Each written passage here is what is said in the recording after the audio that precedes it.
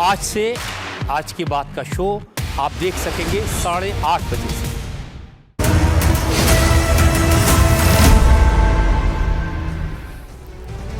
नमस्कार, स्वागत है आपका। आप देख रहे हैं इंडिया टीवी। आपके साथ मैं हूं प्राची पारशर।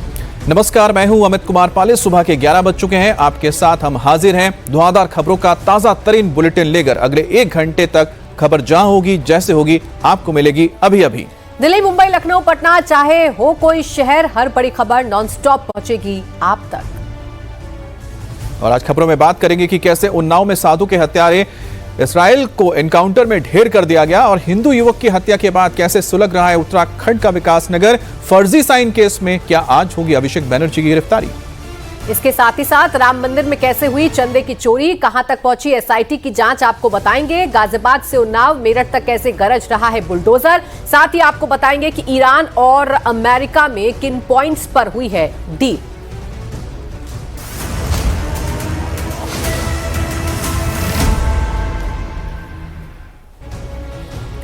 योगी राज में संत का मर्डर होगा तो एनकाउंटर भी तय है। हम बात कर रहे हैं उन्नाव की, जहां संत मिलनदास की हत्या चाकुओं से गोदकर कर दी गई। इसी से जुड़ी बड़ी खबर सामने आ रही है। उन्नाव में संत मर्डर केस से जुड़ी बड़ी खबर आपको बता दें। हत्या के आरोपी इजराइल को एनकाउंटर में ढेर कर दिया गया है। आगरा एक्सप्रेसवे के पास चेकिंग के दौरान 1 लाख के इनामी इजराइल को मार गिराया गया। 9 जून को संत मिलनदास की हत्या के मामले में वो फरार चल रहा था। बांगरमऊ इलाके में पुलिस के साथ मुठभेड़ में इजराइल की मौत हो गई।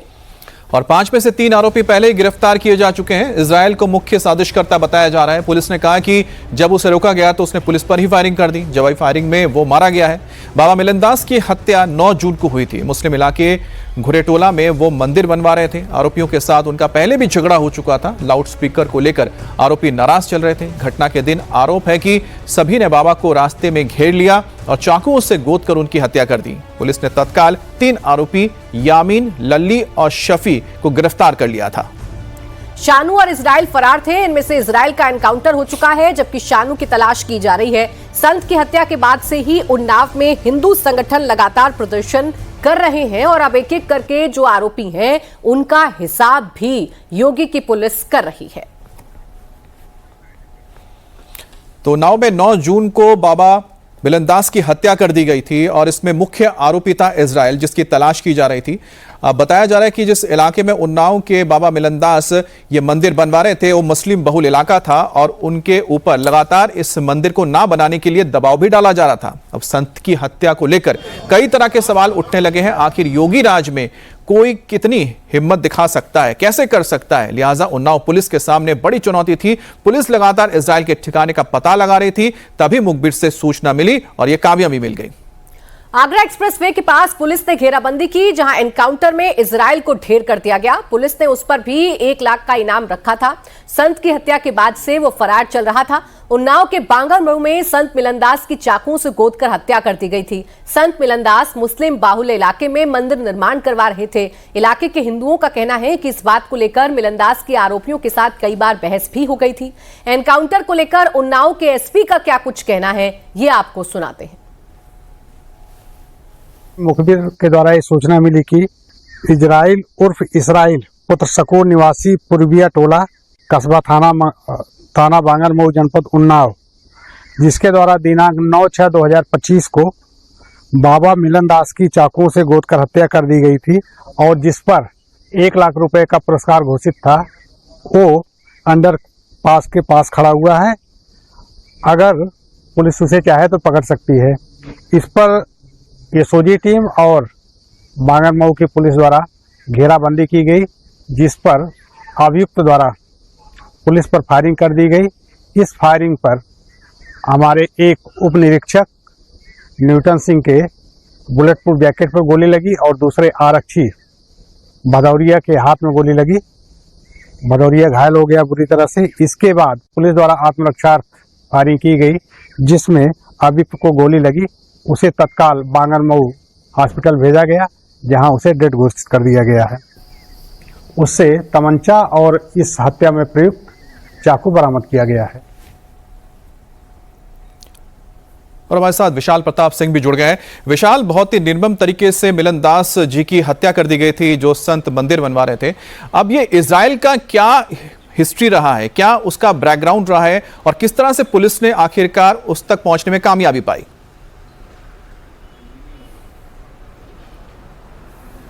अमित, देखिए, जो हमारी उन्नाव पुलिस से बातचीत हुई है, यूपी पुलिस के जो टॉप सोर्सेज बता रहे हैं उनके मुताबिक कि इजराइल लगातार इस घटना के बाद से 9 जून को संत मिलनदास की बेरहमी से हत्या की गई थी और उसका जो मुख्य आरोपी था, मुख्य साजिशकर्ता था, वो इजरायली है, जिसका आज सुबह एनकाउंटर में बांगरमऊ पुलिस की और जो एसओजी की टीम ने संयुक्त ऑपरेशन किया है उसमें वो ढेर हुआ है। और पुलिस के पास ये जानकारी मिली थी कि पश्चिमी उत्तर प्रदेश में भागने की कोशिश कर रहा है इजराइल और वो बांगरमऊ में जो लखनऊ आगरा एक्सप्रेसवे पड़ता है उस इलाके में मौजूद है। और सुबह 3:40 पर पुलिस को जैसी ही सूचना मिलती है, पुलिस घेराबंदी करती है, इजराइल को आत्मसमर्पण करने के लिए कहती है। लेकिन इससे पहले कि पुलिस उसको पकड़ने की कोशिश करे, इजराइल अपनी हरकत से बाज नहीं आता है, पुलिस के ऊपर गोली चलाता है। और इस गोली चलाने में एक निरीक्षक यानी कि इंस्पेक्टर लेवल के अधिकारी को और एक कांस्टेबल को हाथ में गोली लगी है, बुलेट प्रूफ में गोली लगी है। तो ऐसे में अंदाजा लगाया जा सकता है कि कितना दुर्दांत तरीके का, आपराधिक किस्म का इजराइल इस पूरे मामले में आरोपी था, जिसने पुलिस के ऊपर भी हमला करने में ज़रा भी गुरेज नहीं किया। जिसके बाद जवाबी कार्रवाई में इजराइल को गोली लगती है, नज़दीकी अस्पताल उसको लेके जाया जाता है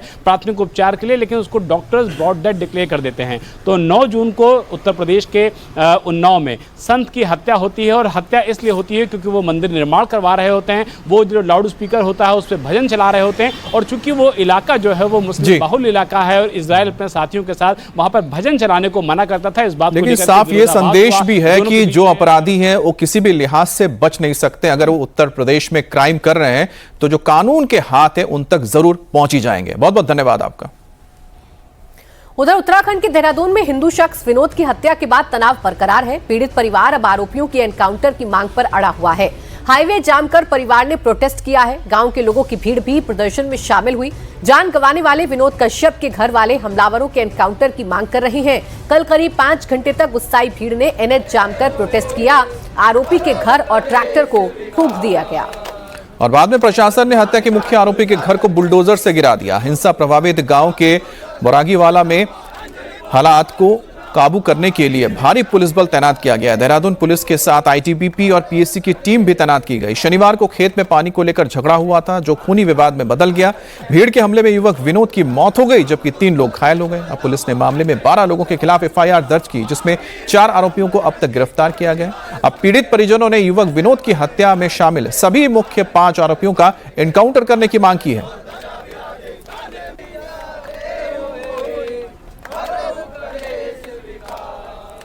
देहरादून के विकास नगर में हिंदू युवक विनोद के घर में घुसकर हमला करने का सीसीटीवी फुटेज भी सामने आया है जिसमें साफ दिख रहा है कि बच्चों के सामने विनोद को घर में घुसे हमलावरों ने जमकर मारपीट की, हथियारों से हमला किया जिसमें बुरी तरह घायल विनोद की इलाज के दौरान मौत हो गई।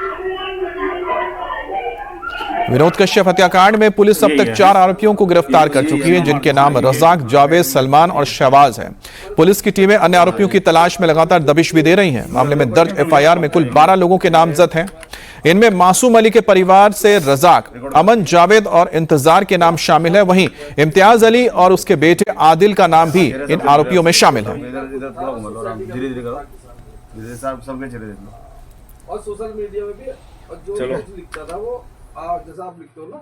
हाईवे जाम कर दिया गया। देहरादून यमुनोत्री हाईवे पे जाके परिवार धरने पे बैठ गया तो मजबूरन प्रशासन को यहाँ पे अपना बुलडोजर भेजना पड़ा और फिलहाल जो पूरा ये 2 मंजिला घर था उसे प्रशासन के बुलडोजर ने ध्वस्त कर दिया है। अब ऐसा लग रहा है कि यहाँ पे सालों से कोई नहीं रह रहा था बल्कि यहाँ पे कल एक परिवार रहता था जिसके सदस्यों पे ये आरोप है कि उन्होंने विनोद कश्यप के घर में घुस के 70 लोगों के साथ विनोद कश्यप के साथ मारपीट की, उनके परिवार वालों के साथ मारपीट की और इस लड़ाई में विनोद कश्यप की जान चली गई जिसके बाद पूरे गांव में एक गुस्सा था, उनके अंदर एक आक्रोश था और उन्होंने अपना आक्रोश पहले इस घर में आगजनी करके तोड़फोड़ करके किया, उसके बाद प्रदर्शन किया गया। परिवार का कहना है जब तक उन आरोपियों का एनकाउंटर नहीं हो जाता जिन्होंने विनोद कश्यप की हत्या की है तब तक वो बॉडी का पोस्टमार्टम नहीं कराएंगे, बॉडी का अंतिम संस्कार नहीं कराएंगे। कुछ चीजें और अनामिका मेरी सहयोगी इस वक्त हमारे साथ जुड़ गई है, सीधा उन्हीं के पास चल लेते हैं। अनामिका, कल तो हालात बहुत बिगड़ गए थे, आज क्या तस्वीर आप देख रही हैं, क्या अपडेट आपके पास है, क्या सब कुछ नियंत्रण में है पुलिस के?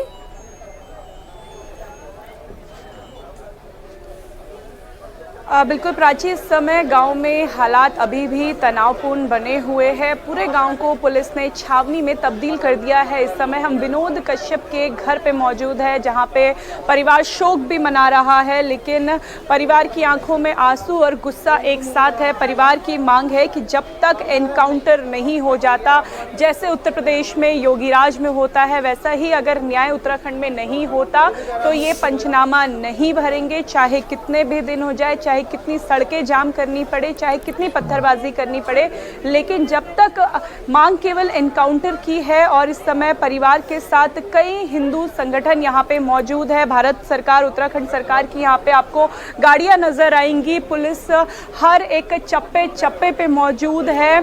सरकार की तरफ से जो नुमाइंदे आ रहे हैं, नेता आ रहे हैं, वो समझाने की कोशिश कर रहे हैं कि बॉडी का पोस्टमार्टम करा के उसका अंतिम संस्कार कर दिया जाए। अभी तक 4 अरेस्टिंग हो चुकी है, पुलिस अपना काम कर रही है, लेकिन परिवार की एक ही मांग है कि जिन्होंने, जहां पे हम मौजूद है, इसी घर के इसी चबूतरे में आके बीजेपी नेता विनोद कश्यप की उसी के परिवार के सामने हत्या कर दी, उन लोगों का भी एनकाउंटर होना चाहिए। प्राची।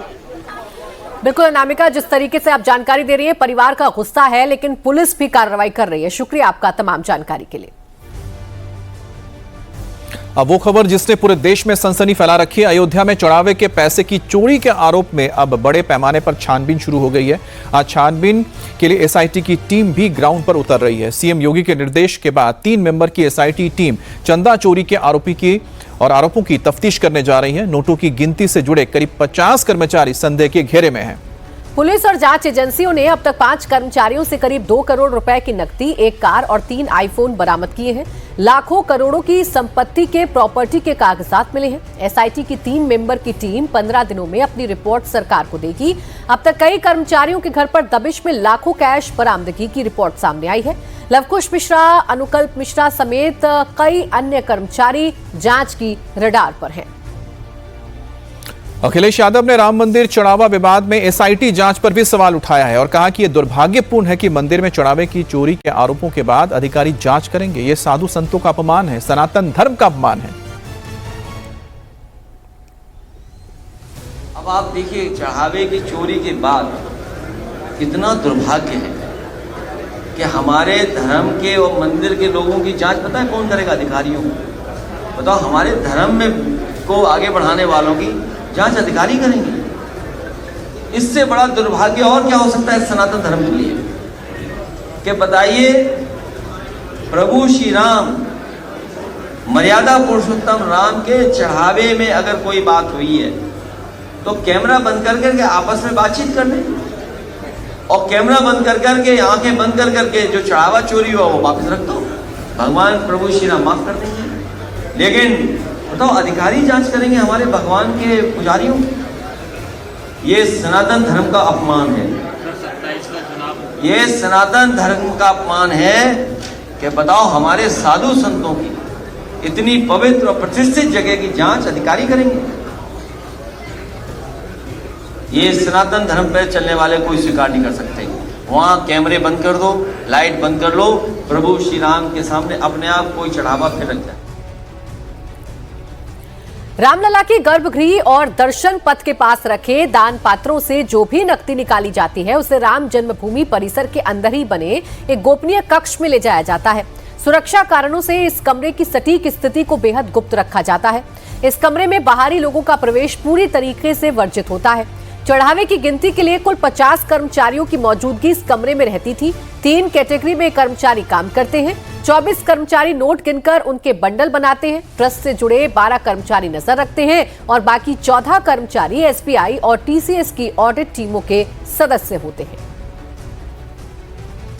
अयोध्या में राम मंदिर के इस समय हम मुख्य द्वार पर मौजूद हैं, जहां एक दिन में सबसे ज्यादा श्रद्धालु प्रभु श्री राम के दर्शन करने के लिए जाते हैं।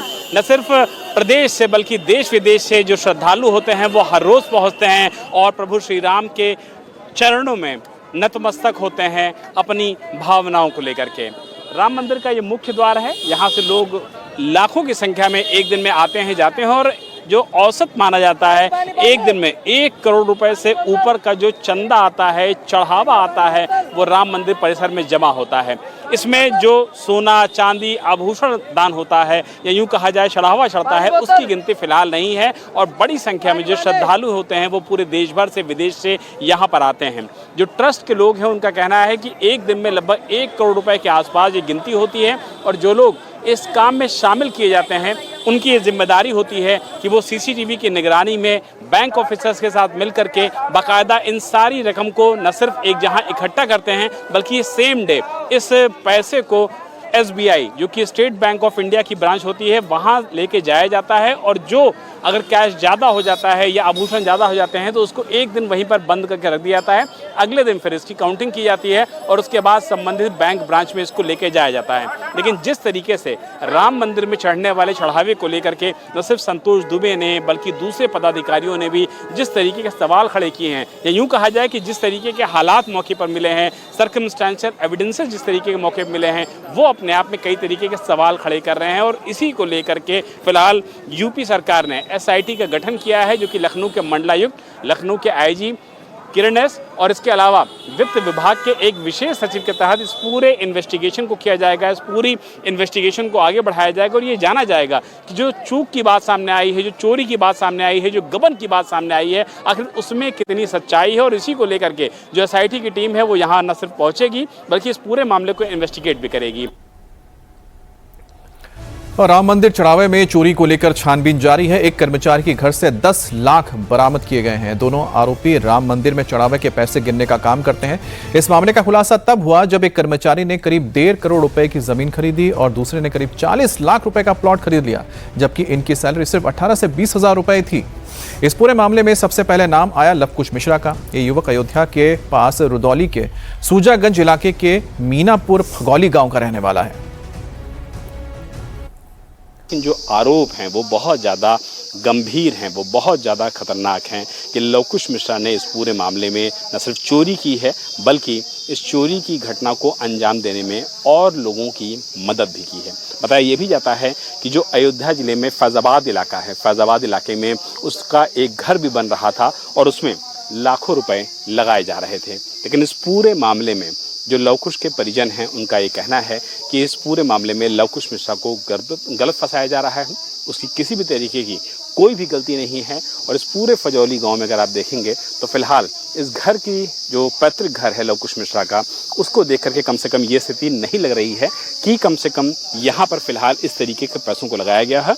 इसीलिए ये पूरी बात सामने आ रही है कि फैज़ाबाद में जो घर बन रहा था लवकुश मिश्रा का, उसमें संभवतः इस पैसे का इस्तेमाल किया गया था।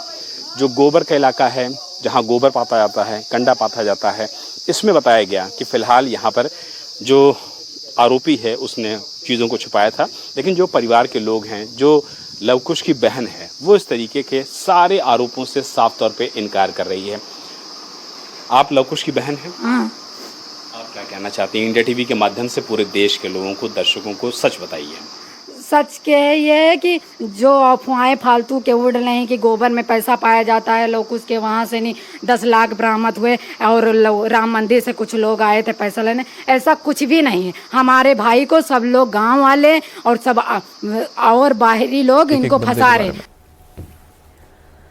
लवकुश मिश्रा के रिश्तेदार भी जांच के दायरे में हैं। शुरुआती तफ्तीश में 18,000 की कमाई करने वालों के लाखों करोड़ों के प्रॉपर्टी के खुलासे हुए हैं। अब SIT की टीम तफ्तीश कर रही है।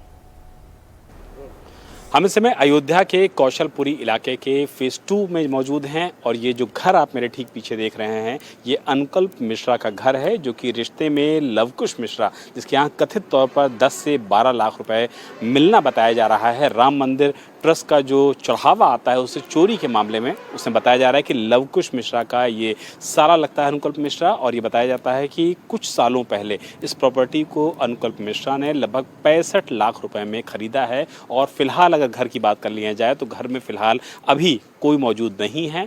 काफ़ी कोशिशों के बावजूद कोई भी घर से बाहर नहीं निकला है और अनुकल्प मिश्रा उस सूत्रधार के रूप में सामने आ रहा है, जो दरअसल राम मंदिर में जो चढ़ावा आता है उसको गिनने का, उसको कलेक्ट करने का, उसको सही जगह पहुंचाने के तौर पर जाना जाता है। और अनुकल्प मिश्रा के बारे में बताया जा रहा है कि उसने ही अपने जीजा यानी कि लवकुश मिश्रा की जो नौकरी है वो अयोध्या के राम मंदिर परिसर में लगवाई थी, जहां पर जो चढ़ावा आता था उसको गिनने का काम, उसको कलेक्ट करने का काम और उसके बाद उसको SBI यानी कि बैंक के माध्यम से बैंकों तक पहुंचाने का काम आता था।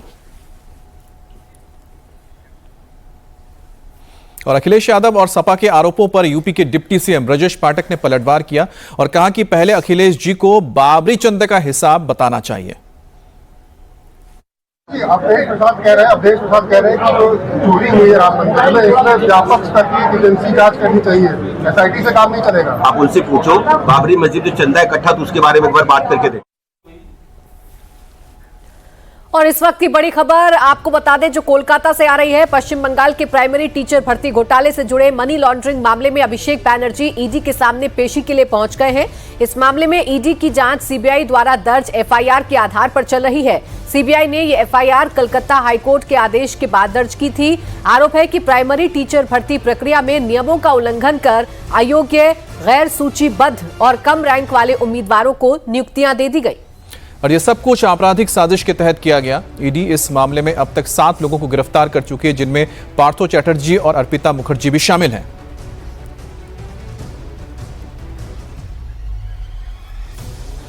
और हमारे साथ ओंकार जुड़ गए हैं। ओंकार, फिलहाल क्या जानकारी मिल रही है? आखिरकार अभिषेक बैनर्जी के लिए कितना मुश्किल हो जा रहा है इन सभी मामलों से खुद को बचाना?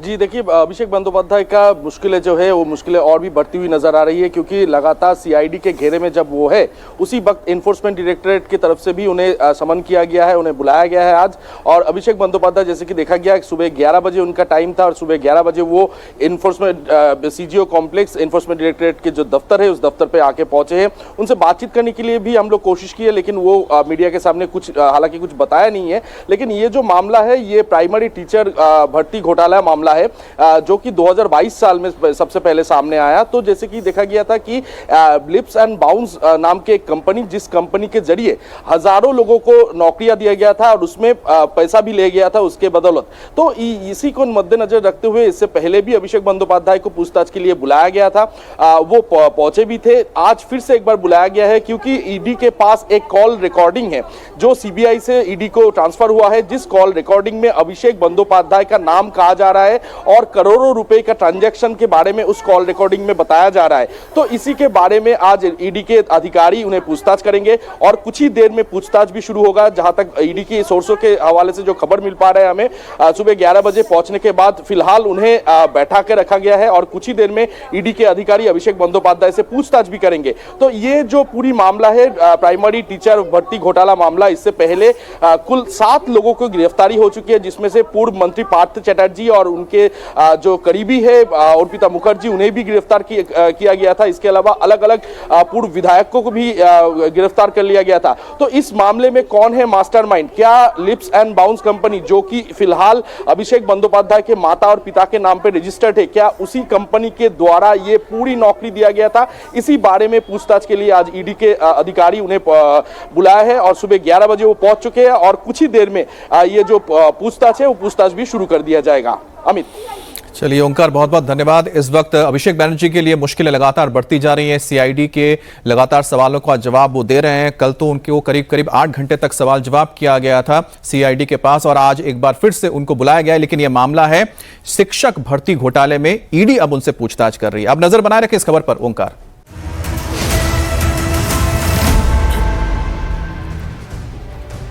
और इस वक्त की बड़ी खबर आपको बता दें, समाजवादी पार्टी के राज्यसभा सांसद ने बहुसंख्यक समाज को जहरीला कहा है। सांसद जावेद अली के बयान पर सियासी घमासान मच गया है। जावेद अली ने कहा कि भाजपा के फैलाए जहर को पीकर बहुसंख्यक समाज जहरीला हो गया है।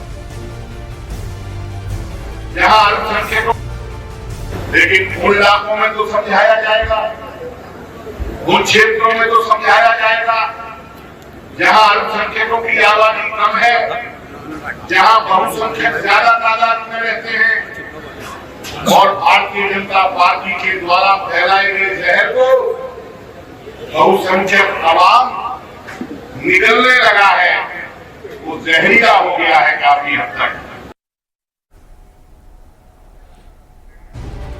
तो सपा के सांसद जावेद अली ने यह विवादित बयान दिया है। उन्होंने कहा है कि जो बहुसंख्यक समाज है वो जहरीला हो गया है। उन्होंने आरोप लगाया है कि बीजेपी के फैलाए हुए तरीके से ही ये नफरत फैली है और जो बहुसंख्यक समाज है, जाहिर सी बात है कि वो हिंदू समाज की ओर इशारा कर रहे हैं और ये बता रहे हैं कि जो हिंदू समाज के लोग हैं वो जहरीले हो गए हैं और इसको लेकर अब सियासी बवाल मचना लाजमी है और जाहिर सी बात है कि बीजेपी की ओर से भी इस पर बयान आएगा।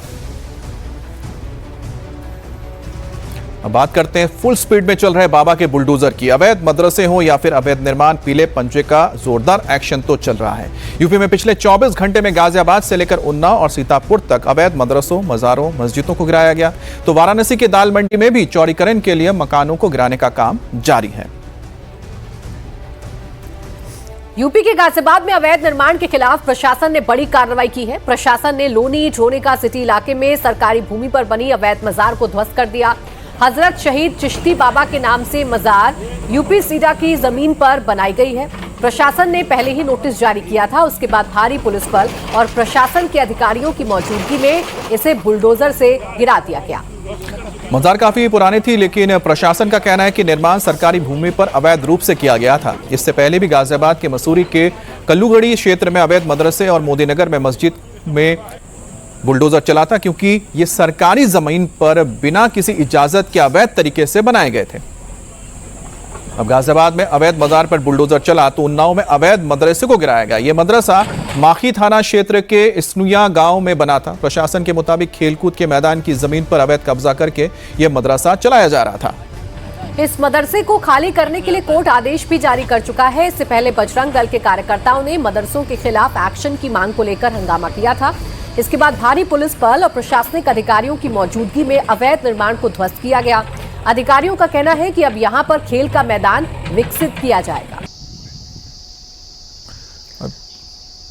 अब यूपी के सीतापुर में भी बुलडोजर चला है। यहाँ एक्शन निजी जमीन पर बनी अर्धनिर्मित मस्जिद पर हुआ है। प्रशासन ने बुलडोजर चलाकर इस मस्जिद को गिरा दिया है।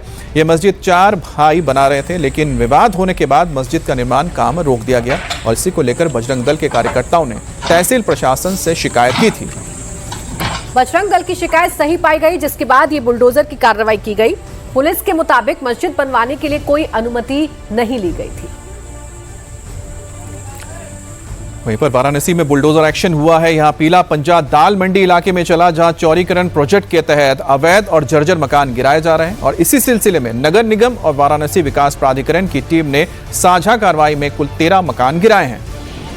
नगर निगम ने 5 जर्जर मकानों की पहचान की थी, जबकि वाराणसी विकास प्राधिकरण 8 अवैध मकानों के खिलाफ कार्रवाई कर चुका है। बुलडोजर एक्शन से पहले मुनादी कर घर खाली करने की अपील की गई, लेकिन जब तय समय में लोगों ने मकान खाली नहीं किए तो फिर बुलडोजर चलना शुरू हो गया। सूचना सी 1/19 डी 50/203 के डी 50/208 डी 50/226 सी के 67/31 A-1 सी के 68/8 सी के 40/66 आर सी के 43/123 सी के 43/115 सी के 43/119 सी के 43/121 डी 50/250 डी 50/216। अभी में अगली खबर राजस्थान से है, जहां इस्लामपुर गांव का नाम बदलने पर बवाल मचा है। इस्लामपुर का नाम बदलकर श्रीरामपुर करने की तैयारी के खिलाफ प्रदर्शन हो रहा है। लोग मार्च निकाल रहे हैं। इस मार्च की अगुवाई राजस्थान के पूर्व मंत्री राजेंद्र गुढ़ा कर रहे हैं। लोगों का कहना है कि इस्लामाबाद नाम इस गांव की पहचान से जुड़ा है और इसे बदलने नहीं देंगे। इसके खिलाफ कल कलेक्ट्रेट तक मार्च निकाला गया था। लोग आज भी सड़कों पर उतरे हैं और जोरदार विरोध कर रहे हैं नाम बदलने को लेकर और पूर्व विधायक इसमें शामिल हैं। आखिर लोग गांव का नाम बदलने के खिलाफ क्यों मार्च निकाल रहे हैं, ये भी आपको बताते हैं। करीब 15,000 आबादी वाला इस्लामपुर झुंझुनू जिले का मुस्लिम बहुल गांव है। इसे जिले का सबसे बड़ा राजस्व गांव माना जाता है। ये गांव करीब 400 साल पुराना है। गांव वालों का कहना है कि स्कूल और सैन्य दस्तावेजों में स्कूल का नाम इस्लामपुर दर्ज है। हाल में झुंझुनू के बीजेपी विधायक राजेंद्र भामू ने नाम बदलने का प्रस्ताव किया था, जिसका विरोध लोग कर रहे हैं। गांव वालों का कहना है कि नाम बदलने के लिए उनकी राय नहीं ली गई। यहां रहने वाले कई पठान परिवार खुद को महाराणा प्रताप के वीर सेनापति हकीम खां सूरी का वंशज भी मानते हैं। का नाम बदलने की तैयारी को लेकर बखेड़ा खड़ा हो गया है। इस्लामपुर गांव दरअसल मुस्लिम बहुल इलाका है और यहां से जो बीजेपी के विधायक है राजेंद्र बांबू, उन्होंने अनुशंसा की कि उसका नाम श्री रामपुर कर दिया जाए, जिसके बाद तमाम गांव के जो लोग हैं उन्होंने कलेक्ट्रेट का घेराव कर दिया। राजेंद्र गुढ़ा भी यहां पर मौजूद हैं, आप देखिए, जो कि तमाम जितने भी इस्लामपुर गाँव के लोग हैं वो यहाँ पर आए। इनका कहना है कि ये शेरशाह सूरी के वंशज हैं यहाँ पर और उनका लंबे समय से यहाँ पर निवास है और इसी के चलते ही यहाँ पर तमाम जो लोग रहते हैं और ये पठानों का इलाका है, लिहाजा इसका नाम नहीं बदलना चाहिए। बीजेपी राजनीति कर रही है, विरोध प्रदर्शन ज़बरदस्त हो रहा है। झुंझुनू में हज़ारों की तादाद में लोग यहाँ से अलग अलग जगहों से आए, इस्लामपुर से तमाम लोग आए, खासतौर पर चूँकि इस्लामपुर मुस्लिम बहुल इलाका है और वहाँ के मुसलमानों का मानना है कि इस नाम को बदलने के पीछे राजनीति है, इसका नाम ना बदले और उसी को लेकर ही विरोध किया जा रहा है। हालांकि शुरुआती तौर पर अभी अनुशंसा की गई है कि इस्लामपुर का नाम बदला जाए, जो कि बीजेपी विधायक द्वारा किया गया है और इस अनुशंसा को बाकायदा सरकार ने अपने फाइल पर पुटअप भी किया और हाल में ही राजस्थान में तमाम जगहों के नाम भी बदले गए हैं। इसी को लेकर ये विरोध प्रदर्शन किया जा रहा है और बड़ी तादाद में यहाँ पर लोग भी आए हैं। और मनीष भट्टाचार्य मेरे सहयोगी इस वक्त जुड़ गए हैं हमारे साथ। मनीष, बताइए, पूरा विवाद इतना गहरा क्यों गया है? लोगों का अगर विरोध है तो जो मौजूदा विधायक हैं वो अपनी मनमानी पर क्यों तुले हुए हैं? देखिए, ये एक अनुशंसा राजेंद्र बांबू की तरफ से की गई थी कि श्री रामपुर, इस इस्लामपुर का जो गांव है उसका नाम कर दिया जाए। उसके बाद विरोध प्रदर्शन शुरू हुआ। विरोध सबसे पहले राजेंद्र गुढ़ा जी ने स्टार्ट किया। राजेंद्र गुढ़ा और तमाम जितने इस्लामपुर गांव के जो लोग हैं वो सब यहाँ पैदल मार्च करते हुए। राजेंद्र गुढ़ा इस वक्त हमारे साथ मौजूद है। विरोध किस बात का है और ये अचानक से इस्लामपुर का नाम श्री रामपुर? 600 साल पुराना कस्बा है, 600 साल पुराना, और इस्लाम खां जी ने इस्लामपुर को बसाया था। सभी धर्म जातियों के लोग वहाँ सुकून से रहते हैं और वो इतना बड़ा कस्बा है कि सरकार को और भामू को वहाँ तहसील बनानी चाहिए, वहाँ नगर पालिका बनानी चाहिए। नाम क्यों चेंज हो रहा है, आपको क्या लगता है? नाम तो काम करने की हिम्मत नहीं है, नाम चेंज कर दो। ना काम करने की तो औकात है ही नहीं। जगह जगह सीवरेज चल रहे हैं, जगह जगह झुंझुनू डेवलपमेंट में राजस्थान में सबसे आखिरी पायदान पर खड़ा है। ये विरोध प्रदर्शन कब तक जारी रहेगा? अनुशंसा तो हो गई और अगर नाम बदल गया तो? नाम बदल गया तो इलाज कर देंगे, नाम नहीं बदलने देंगे हम। इस्लामपुर इस्लामपुर ही रहेगा, चाहे कोई भी कुर्बानी देनी पड़े। कैसे हो सकता है जब पाकिस्तान के अंदर पंजाब की मुख्यमंत्री मरीम नवाज ने रिकमेंड की कि वहाँ के जो हिंदू नाम थे उनको मुस्लिम नाम कर दिया, उनको वापस मुस्लिम नाम किया जाए। पाकिस्तान में जब ये लोग कर रहे हैं तो हिंदुस्तान को कहाँ लेके जा रहे हैं? क्या करेंगे? क्या हजारों लाखों लोगों को आमने सामने खड़ा करके क्या करना चाह रहे हैं जी? क्या करना चाह रहे हैं? किसका भला होगा इससे? बिल्कुल मनीष, अब देखिए इस पर सियासत होना भी लाजमी है। अब देखना यह है कि मामला कितना बड़ा होता है। शुक्रिया आपका तमाम जानकारी के लिए। और खबर गुजरात के भरूच से, जहां पर 700 साल पुराने जामा मस्जिद को लेकर विवाद छिड़ गया है। हिंदू पक्ष और जैन धर्म से जुड़े इसे प्राचीन मंदिर बता रहे हैं। पूरा विवाद हाल में मस्जिद के तहखाने का एक वीडियो सामने आने के बाद आया है, जिसमें हिंदू देवी देवताओं और जैन तीर्थंकरों की प्राचीन मूर्तियां और नक्काशीदार पत्थर दिखाई देने का दावा किया गया। हिंदू और जैन समुदायों का दावा है कि यह स्थल मूल रूप से समी विहार या प्राचीन मंदिर था, जिसे तोड़कर मुगल काल में जामा मस्जिद का निर्माण किया गया। पूरे परिसर का वैज्ञानिक सर्वेक्षण कराने की मांग ये लोग कर रहे हैं। वहीं जामा मस्जिद ट्रस्ट और मुस्लिम समुदाय ने दावों को खारिज कर दिया है। मुस्लिम पक्ष का कहना है कि उनके पास इसके ऐतिहासिक होने के प्रमाण हैं। भरूच का जामा मस्जिद अभी एएसआई के संरक्षण में है। विवाद के बाद यहां सुरक्षा बढ़ा दी गई है। तो ये भरूच की आप मस्जिद को देख रहे हैं। भरूच के मस्जिद में बताया जा रहा है कि प्राचीन जैन तीर्थंकरों के यहाँ पर मूर्तियां देखी गई हैं, देवी देवताओं की मूर्तियां देखी गई हैं। ये सारा विवाद तब खड़ा हुआ जब इस मस्जिद के तहखाने की एक तस्वीर या वीडियो सामने आई है, जिसमें ये देवी देवताओं की मूर्ति और तीर्थंकरों की मूर्ति दिखाई दी है। और फैसल खान उर्फ खान सर नए विवाद में फंसते नजर आ रहे हैं। राइवल कोचिंग सेंटर से विवाद, फायरिंग, एफआईआर, जेल और बेल के बाद इस झगड़े में मौत का एंगल भी जुड़ गया है, जिसे लेकर खान सर पर हमले तेज हो गए हैं। इस वक्त की बड़ी खबर यह है कि प्रिंस यादव की मौत के मामले में खान सर पर उंगली उठ रही है। तेज प्रताप यादव ने खान सर पर गंभीर आरोप लगाया। उन्होंने कहा कि प्रिंस यादव की हत्या खान सर ने करवाई है। खान सर को गिरफ्तार किया जाना चाहिए। रोशन सर के भाई प्रिंस यादव की मौत नेपाल के विराटनगर में रहस्यमयी परिस्थितियों में हो गई थी। वो कोचिंग सेंटर फायरिंग मामले में आरोपी भी था। खान सर के कोचिंग सेंटर का विवाद अब रहस्यमयी मौत के एंगल से भी जुड़ गया है। प्रिंस यादव की मौत को लेकर कई सवाल भी उठने लगे हैं। उसके सिर पर चोट के निशान हैं। वो खान सर की तरफ से दायर एफआईआर में आरोपी हैं। नेपाल के एक होटल में उसकी मौत के बाद खान सर को घेरा जा रहा है, उन पर साजिश के आरोप लगाए जा रहे हैं। कई लोग इसे कोचिंग सेंटर से कनेक्ट करके देख रहे हैं। फिलहाल तेज प्रताप यादव ने कैसे खान सर को कटघरे में खड़ा किया वो भी आपको सुनाते हैं।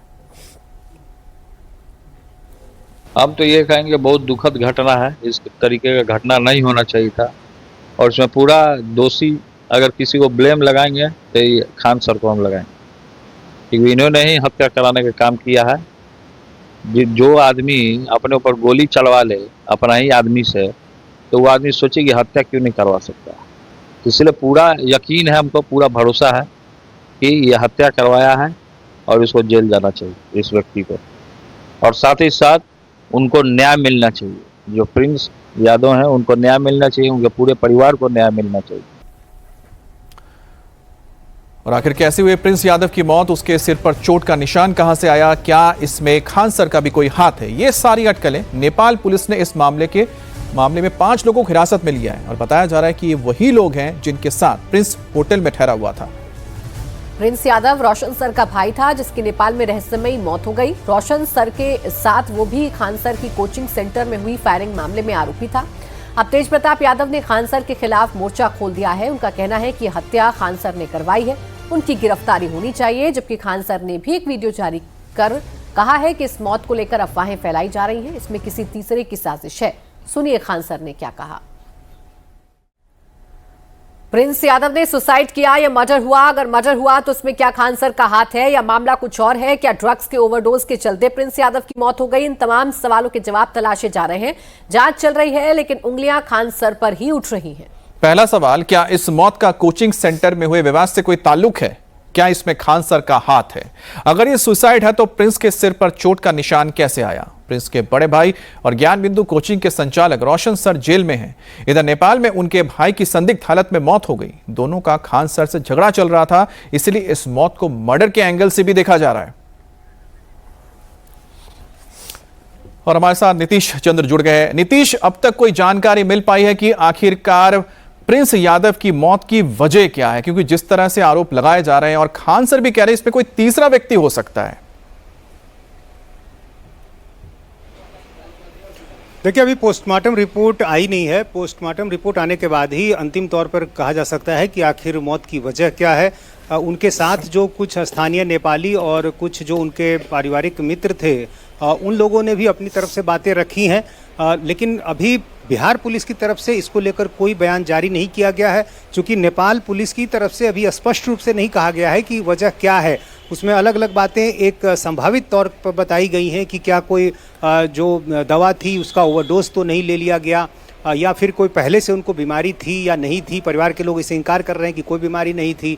तो अभी चीज़ें स्पष्ट नहीं है, लेकिन इसको लेकर जो आरोप प्रत्यारोप चल रहे हैं वो भी काफ़ी दिलचस्प है। खुद खान सर ने ये सवाल उठाया है कि इसमें कोई तीसरा एंगल हो सकता है, उसकी जांच करनी चाहिए। चूँकि अब खान सर पर हमले हो रहे हैं, तेज प्रताप यादव ने जिस तरह से गंभीर आरोप लगाए हैं, फिर तेजस्वी यादव ने भी उस पर अपनी प्रतिक्रिया दी है, तो अब ये मामला एक नए एंगल की तरफ बढ़ रहा है। और खान सर भी खुद ये कह रहे हैं, चूंकि उन पर आरोप पहले से भी लगा है, तो देखना ये होगा कि पुलिस आखिर क्या कहती है। जाहिर सी बात है नीतीश की पहले तो मामला लगा था कि मामूली कोचिंग 2 सेंटर्स का विवाद है, लेकिन धीरे धीरे जिस तरह से पूरा मामला सामने आया, ऐसा तो लगता है कि पूरा कोचिंग माफिया एक अलग तरह से ही यहां पर गैंगबाजी चल रही है, जिसमें इस तरह की घटनाएं सामने आ रही हैं। लेकिन आप नजर बनाए रखें, जब तक तफ्तीश होगी तब तक यह समझ में आएगा कि आखिरकार कौन इसके पीछे है। अब कोचिंग फायरिंग विवाद में खान सर की मुसीबतें बढ़ सकती हैं। वो भले ही बेल पर बाहर हैं, लेकिन पुलिस की जांच तेजी से आगे बढ़ रही है। इसी से जुड़ी एक और खबर आपको बता दें, फैजल खान और खान सर के कोचिंग सेंटर पर पुलिस का शिकंजा कसता जा रहा है। पुलिस ने खान ग्लोबल स्टडीज पर नोटिस चस्पा किया है। कोचिंग सेंटर के मैनेजर कन्हैया सिंह समेत 3 कर्मियों को नोटिस भेजकर पूछताछ के लिए बुलाया था, लेकिन इनके नहीं आने पर पुलिस ने कोचिंग स्टाफ अजीत और अंकित समेत मैनेजर कन्हैया को अब कोचिंग पर नोटिस चस्पा कर तलब किया है। ये तीनों ही स्टाफ फैजल खान के कोचिंग पर हुए हंगामे और बवाल को लेकर एफआईआर दर्ज कराने वालों में शामिल थे। ये अनुसंधान के तहत जो है, दोनों अनुसंधानकर्ता जिनकी गवाही लेना है, जिनको कांड के संबंध में कुछ जानकारी है, उनको बुलाने के लिए नोटिस दिया गया है। एक सामान्य प्रक्रिया अनुसंधान की है और उनको बुला के उनसे पूछताछ की जाएगी। अगर नहीं आएंगे तो उस पर किस तरह की कार्रवाई? ये तो आगे की प्रक्रिया है, जब नहीं आएंगे तो फिर नोटिस दिया जाता है, फिर नहीं आने के बाद जो आगे की प्रक्रिया वो की जाएगी विधि सम्मत। और बिहार के पूर्व मुख्यमंत्री राबड़ी देवी के सरकारी बंगले पर घमासान जारी है। 10 सर्कुलर रोड के सरकारी आवास को बिहार सरकार ने 29 मई को खाली करने का नोटिस दिया था। सरकार ने इसके लिए राबड़ी देवी को 15 दिन का वक्त दिया था, जिसकी मियाद पूरी हो गई है। ऐसे में देखना होगा कि आज राबड़ी देवी बंगला खाली करती हैं या नहीं। सरकार ने आरजेडी नेता को 10 सर्कुलर रोड की जगह 39 हार्डिंग रोड पर मकान आवंटित किया है। 10 सर्कुलर रोड में लालू परिवार पिछले 20 सालों से रह रहा है। बिहार सरकार के भवन निर्माण विभाग ने अब ये बंगला सम्राट सरकार में मंत्री नंद किशोर राम को आवंटित किया है। इससे पहले राबड़ी देवी शनिवार को पटना के कौटिल्य नगर स्थित अपने निजी बंगले का निरीक्षण करने पहुंची थी।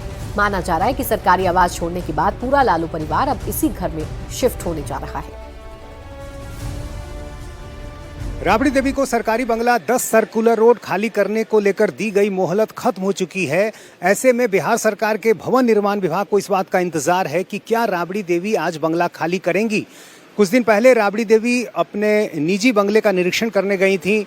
पटना के कौटिल्य नगर में एक आलीशान बंगला लालू परिवार का तैयार हो रहा है और ऐसे में ये माना जा रहा था कि राबड़ी देवी उसी बंगले में शिफ्ट करने वाली हैं। डेडलाइन खत्म हो चुकी है, लेकिन ऐसे में क्या आज ये बंगला खाली होगा या नहीं होगा। और इस बीच चूंकि सुरक्षा जब कम की गई राबड़ी देवी की, लालू यादव की, उसके बाद से यहाँ कोई सुरक्षाकर्मी नहीं है और तमाम जो पार्टी के कार्यकर्ता हैं वही बंगले की सुरक्षा कर रहे हैं। और ऐसे में अब देखना ये है कि क्या पुलिस इस बंगले को खाली कराने आती है या नहीं।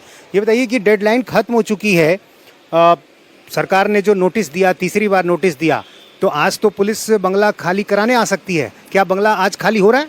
नहीं हो रहा है। जब तक हमारे नेता का आदेश नहीं होगा तब तक हम लोग जितने भी कार्यकर्ता हैं उनकी सुरक्षा में हम लोग बंगला खाली नहीं करने देंगे। पुलिस आ गई तो? पुलिस भी आएगी तो भी हम लोग खाली नहीं कर देंगे। जब हम लोग सुरक्षा में है अपने नेता का, जब तक हमारे नेता का सुरक्षा वापस नहीं किया जाता है, इस पर बात नहीं किया जाता है, हमारे नेता का आदेश नहीं मिलता है, तब तक हम लोग उन लोग की सुरक्षा में है। लेकिन डेडलाइन जो है 15 दिन की दी गई थी, 3 बार नोटिस दी गई है, तो बंगला खाली कराने के लिए क्या कहा गया आप लोग को? क्या आज बंगला खाली हो रहा है? बंगला खाली नहीं होगा। क्या वजह? क्या वजह है कि अभी इनका आवास आवंटित नहीं हुआ है, इनका नया अभी घर है जो तैयार। 39 हार्डिंग रोड जो है वो बंगला आवंटित तो हो चुका है, उसमें ही नहीं जाएंगे। क्यों? क्योंकि जब ये बंगला में है तो ये बंगला वो बंगला में अंतर किया कि बंगला को खाली कराया जा रहा है। 39 हार्डिंग रोड कहा जाता है अनलक्की बंगला है, उसमें जो रहा कभी उसका राजनीतिक करियर बहुत अच्छा नहीं रहा। क्या ये भी वजह है? नहीं, ये वजह नहीं है। जो शुरू से इनको 10 नंबर मिला है 10 नंबर में रहेंगे, नहीं तो अपना आवास में जाएंगे। आज बंगला खाली हो रहा है? कुछ अंदर से खबर आई है? नहीं, अंदर से कुछ खबर नहीं आया हुआ है। जो आदरणीय लालू प्रसाद को जो अनुशंसा होगा उनका, पुलिस आ गई यहाँ यदि खाली कराने, तो फिर क्या होगा? खाली कराने आ जाएंगे तो सरकार हमने बैठे हुए हैं, जो उनको करना है वो करेंगे। और अब वो खबर जिसका इंतजार पूरी दुनिया को 4 महीने से था। अमेरिका और ईरान जंग खत्म करने के लिए शांति समझौते पर राजी हो गए हैं। दोनों देश पीस डील पर साइन करने के लिए तैयार हो गए हैं। 19 जून को स्विट्जरलैंड के जिनेवा में दोनों देश पीस डील पर सिग्नेचर करेंगे। अब शांति समझौते के साथ ही स्ट्रेट ऑफ हॉर्मुज के खुलने का भी रास्ता साफ हो गया है। अमेरिकी राष्ट्रपति डोनाल्ड ट्रंप ने दावा किया है कि जहाजों की आवाजाही के लिए स्ट्रेट ऑफ हॉर्मुज को खोल दिया जाएगा। इसके साथ ही स्ट्रेट ऑफ हॉर्मुज पर किसी भी तरह का कोई टोल नहीं लगेगा। ट्रंप ने समंदर में ईरान के खिलाफ लगी अमेरिका की नेवी की नाकेबंदी हटाने के आदेश दे दिए हैं। ट्रंप ने अपने पोस्ट में लिखा, दुनिया के जहाजों अपने इंजन चालू कर लो, तेल को बहने दो। दुनिया भर के देशों ने अमेरिका और ईरान के बीच हुए इस पीस डील का स्वागत किया है। तो अमेरिका और ईरान के बीच पीस डील यानी कि शांति समझौता होने का ऐलान एक तरह से कर दिया गया है।